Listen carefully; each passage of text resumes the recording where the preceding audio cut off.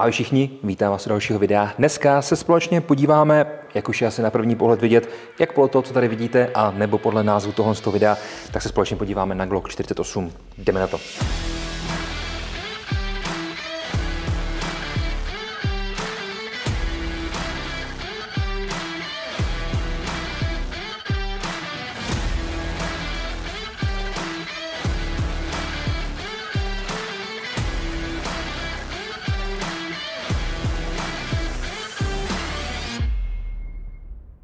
Ta 48 od společnosti Glock nám vznikla navýšením, prodloužením závěru u Glocku 43X, který byl přední. Následně potom si řekli, že jelikož je fajn mít trošku delší hlaveň kvůli kontrole zpětného rázu a tak dál, tak nám vlastně zvýšili délku té hlavně tak, aby to bylo stejně dlouhý, jako je Glock 19, což je za mě asi nejoblíbenější zbraň pro skrytý nošení, nebo tak já to vnímám v tom svým okolí. Nicméně, co nám vlastně může ta 48 nabídnout? Máme tady celkem 3 modely. Máme tady model se silver, to znamená stříbrným závěrem, bez railu a s předníma seracema. Potom tady máme standardní 48, která má rail a má přední serace. A pak tady máme 48 MOS s railem, to znamená víceméně, co je tohle, jenom tady máme ještě možnost uložení kolimátoru a o té se konkrétně dneska budeme bavit. Ta 48 v tomhle konfiguraci s tímhle vším mi přijde asi jako nejlepší volba, jelikož mít tam rail je samozřejmě potřeba, potřebujete tam mít svítilnu, když to máte pro denní nošení, a možnost mít tam ten kolimátor je taky super. Samozřejmě můžete si zvolit i verzi bez kolimátoru, tam potom máte nahoře upravený ten výřez tak, abyste to mohli sundat a dát si tam jakýkoliv kolimátor budete chtít. Samozřejmě se tam vyplatí dát takový ty úzký, aby vám to nezvyšovalo nebo nerozšiřovalo ten závěr, když už to je ta slimka, anebo tam můžete mít přímo tenhle od společnosti Shield, který se jmenuje RMS. K tomu si taky za chviličku něco řekneme. Pojďme se podívat, co vlastně ta 48 nabízí. 48 je slimková řada v kompaktu, to znamená, je to vlastně 19, kterou máme tady. Mimochodem samozřejmě všechny zbraně jsou vyčištěný, zbavený nábojů a tak dál, takže jsou v bezpečném stavu. Když se na ně podíváme, jsou stejně dlouhý, 48 a 19, a jsou víceméně i stejně veliký. Prakticky je to vlastně, jako když vezmete tu 19 a jenom ji zúžíte tak, aby se tam vešel jednořadý zásobník, ne dvouřadý, a aby to vlastně byla ta slimková verze. Ta slimková verze potom samozřejmě nabízí lepší nošení pro tu každodenní příležitost a jak je vidět, tak ta zbraň je opravdu velice kompaktní, ale zároveň ten úchop na ní je stále velice příjemný. Pojďme si říct nějaký parametry, abychom věděli, co tady vlastně můžeme čekat. Pořizovací cena takhle tyhle zbraně, samozřejmě bez té svítilny, ale s tím kolimátorem od Shieldu, je 28 000, když to budete chtít bez kolimátoru, je to nějakých 19 000, ten kolimátor sám za sebe stojí asi 10 nebo 11 000, to nám právě potom dělá ten rozdíl v té ceně, kdo by to byl řekl. Máme tam standardní měřidla, nemáme tam žádný ocelový, žádný zvýšený, nic takového, není to potřeba, protože ten kolimátor nám sedí hezky v konstrukci té zbraně, nemáme tam žádnou podložku, je to na to přesně dělaný, takže nám nevystupuje nahoru a tím pádem my si ani nemusíme tam kupovat vyšší měřidla. Zároveň tady není možnost umístění tlumiče, takže ani není potřeba je řešit, a ten kolimátor má tady takový malý výřez, tak aby se nám krásně promítla i ta muška při tom míření. Takže kdyby vám náhodou ten kolimátor odešel, vybil se, nebo byste se ho rozbili, cokoliv takového, tak stále můžete používat pevný měřidla, což je za mě velice důležitý. Celková délka zbraně je 174 mm, výška potom 128 mm, šířka 28 mm, a když nás bude zajímat délka hlavně, tak je to něco kolem těch 4 palců. Hmotnost téhle zbraně je taky samozřejmě velice důležitá. Tím, že to je S, tedy slim verze, tak tady máme 524 gramů bez zásobníku, což si myslím, že je zase super parametr, jelikož potřebujeme, aby ta zbraň byla lehká, aby se nám dobře nosila a aby jsme ji chtěli nosit pochopitelně. Kapacita zásobníku v tomhle případě je naprosto stejná jako u té 43. Máme tady 10 ran, tedy 10+1. Ještě jednou se můžeme podívat vlastně, jakým způsobem jsou tyhle dvě zbraně rozdílný. Já si s prominutím asi vezmu, až mi to tady nepopadá, tu bez toho kolimátoru a můžeme se podívat, že prakticky Ty délky jsou opravdu, dejme tomu, o 1 palec delší, ale jinak to tělo té zbraně je naprosto identický. To znamená, na tom těle je vlastně jenom postavený delší závěr, tak jak už jsem říkal na začátku. Pojďme si tu 48 popsat ještě bod po bodě, kus po kusu, abychom věděli, kde co máme. Začneme pěkně zepředu, nahoře plastová muška s tečkou, následně spodní serace.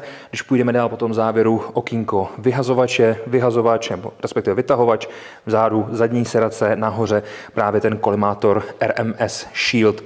Ten kolimátor je super v tom, že vy u něj nemusíte řešit zapínání, vypínání, zeslabování, zesilování. Tenhle kolimátor si umí sám poznat, jaká je okolo světlost toho prostředí a podle toho uspůsobit tu červenou tečku.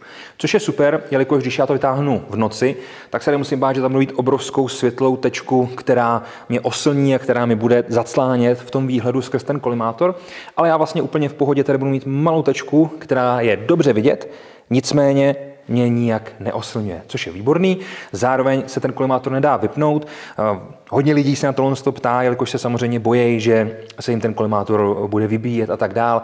V tomhle případě ten kolimátor vydrží svítit 22 000 hodin, což je opravdu dlouho, takže se nemusíte bát, že byste každý měsíc, 2, 3 museli řešit výměnu baterie. Domnívám se, že to je něco přes 2 nebo přes 3 roky, takže se opravdu nemusíte bát, že byste se museli zabírat tím, že musíte kontrolovat, jestli už to náhodou není vybitý. Je to úplně v pohodě. Co je super, tak ten kolimátor má 4 MOA červenou tečku, což je takový standard pro ty pistole a jak je vidět, tak je i vystužený, abyste ho opravdu mohli nosit. Protože nošení kolimátorů samozřejmě je velký téma samo za sebe. Lidi pro každodenní nošení to třeba moc neuznávají, nicméně v okamžiku, kdy máte opravdu dobrý kolimátor, což může být relativně tenhleten, tak tyhle kolimátory jsou na to dělaný. To znamená, nemusíte se bát, že by vám to hnedka nějakým způsobem odešlo, při první nějakým problému se to poškodilo a tak dál. To je tady kolimátor. Když půjdeme směrem dolů, najdeme tady tělo zbraně. Tělo zbraně má vepředu tu páčku, tím vlastně vy rozebíráte zbraň, na to se taky za chviličku podíváme. Potom tady jsou nějaký čepy pro kompletní rozborku toho spouštěvého ústrojí. Na druhé straně máme záchyt závěru a máme tady výpust zásobníků. Ta se nám dá otočit na druhou stranu, záchyt závěru tady zůstává jednostranný. Následně, když půjdeme dolů, je tady pěkná pažbička s relativně hezkou texturou, uvnitř zásobník, jak jsem říkal, 10 ran, pěkný oranžový pořavač, takže v okamžiku, kdy dostřílíte, zůstane vám záběr vzadu, tak se podíváte, vidíte jasně, že nejsou náboje, proto zůstal záběr vzadu, nemusíte řešit žádnou nějakou poruchu nebo něco takového. Vepředu potom rail, kde mám umístěnou tu svítilnu, mimochodem TLR7 SAP pro Glock 43 a 48 je za mě asi jedna z nejlepších voleb pro právě tu 48, po případě i tu 43, jelikož je to plnohodnotná svítilna, není to žádný takový ten mrňous, ty 6 TLR právě od společnosti Streamlight, ale je to opravdu dobrá, dobře použitelná svítilna s těma páčkama, který si mačkáte směrem dopředu, ne směrem do strany, takže si tím nevychylujete ani vlastně to míření. Následná spoušť, jak jsme zvyklí u Glocku, pěkně vroubkovaná a máme tady pojistku spouště. Kromě toho máme ještě 2 pojistky, máme tady pádovou pojistku a máme tady blokaci zápalníku. Takže 3 pasivní, žádná aktivní pojistka. Pojďme se podívat, co nalezneme uvnitř toho balení, jelikož to je pro nás samozřejmě taky důležitý. V tomto případě teda rozdělávám kufřík, který slouží k té 48 s tím kolimátorem. Mám tady právě od Shieldu RMSC takovouhle kazetku, uvnitř toho najdu náhradní šroubky, najdu tady nápovědu, jak mám seřizovat ten kolimátor a najdu tady potom 2 inbusy. Jeden slouží pro sundání, druhý slouží potom pro nastavování toho kolimátoru tak, aby střílel jak má. Mimochodem, když si tu zbraň vezmete a srovnáte si měřidla, tak zjistíte, že ta tečka prakticky míří přesně tam, kam mířit má, takže to víceméně nemusíte řešit, ale je samozřejmě dobrý si to vyzkoušet. Kromě toho jednoho zásobníku tady najdu i druhý, najdu tady nabíječku, takže tady mám 2 zásobníky, což je fajn, stejně si nejspíš budete dokupovat třetí. Pak tady mám čištění a mám tady ten náhradní dílec, který mi slouží. Kdybych náhodou nechtěl tam mít ten kolimátor, zjistil bych, že to není to, co chci, tak si to přiklopím tímhle s tím náhradním dílcem, s tou krytkou, k tomu tam mám i Torx a 2 šroubky. Co se mi líbí, takže ten vrchní dílec je z kovu, není z plastu, takže mi tam hezky do toho zapadne, vypadá to pěkně. Samozřejmě tady to museli udělat z kovu, jelikož tam není dostatek místa tak, aby v tom plastu se ty šrouby chytly tak, aby to zkrátka fungovalo, tak, aby se to nikam nevychylovalo, tak, aby to v tom drželo. Takže tady to bylo jasný, je to z kovu, což se mi osobně moc líbí. Rozborka u téhle zbraně je naprosto jednoduchá. Vytáhnu zásobník, zkontroluju, že je zbraň v bezpečném stavu, provedu mířenou ránu jistoty, následně potom stáhnu tu páčku dolů a přitom stáhnu závěr do zádu. Takže nejdřív stáhnu závěr do zádu, stáhnu páčky a jenom vytáhnu závěr dopředu. Vevnitř je to standardní Glock. Nenajdete tady žádný velký rozdíly, je to všechno jenom zmenšený, zúžený, tak, aby se to vešlo do toho slimkového těla. Potom, když to chci rozdělat, tak tady mám samozřejmě vratnou pružinu s vedením a hlaveň, takže tímhle tím způsobem za účelem čištění po střelbě. Následně jenom zacvaknu, vrátím závěr zpátky, provedu kontrolu té zbraně, že je v pořádku, že funguje tak, jak má a můžu ji uložit zpátky do pouzdra, do trezoru, kamkoliv budu chtít. Přátelé, Glock 48 je za mě větším bráchou Glocku 43X. Je to na vás, která vám bude víc vyhovovat. Ty úchopy jsou stejný.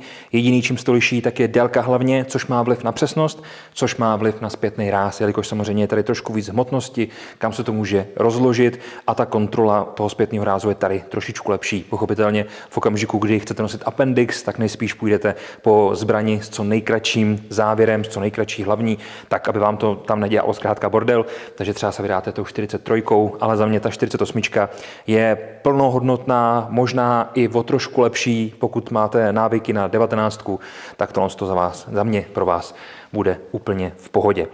Přátelé, řekli jsme si cenu, podívali jsme se, co je v balení, podívali jsme se, jakým způsobem se dělá rozborka, ačkoliv je to Glock, je to úplně to stejné jako všechno ostatní, tak jsme se tady zmínili, tak abychom vlastně viděli všechno, co je potřeba. No a za mě to už bude asi všechno. Díky moc za vaši pozornost, mějte se krásně a někdy příště u dalšího videa. Ahoj.